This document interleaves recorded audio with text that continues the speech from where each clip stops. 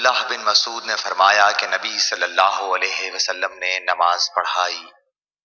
ابراہیم نے کہا مجھے نہیں معلوم کہ نماز میں زیادتی ہوئی یا کمی۔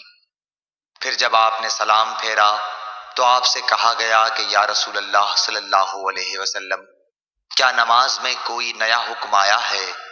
آپ نے فرمایا آخر کیا بات ہے؟ لوگوں نے کہا آپ نے اتنی رکعتیں پڑھی ہیں۔ یہ سن کر آپ صلی اللہ علیہ وسلم نے اپنے دونوں پاؤں پھیرے اور قبلے کی طرف منہ کر لیا اور سہو کے 2 سجدے کیے اور سلام پھیرا۔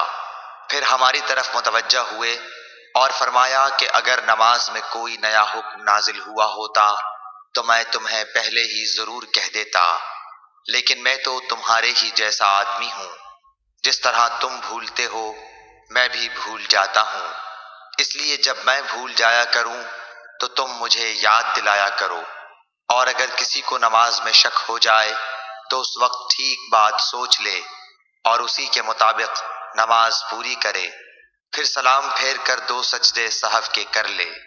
صحیح بخاری حدیث نمبر 401۔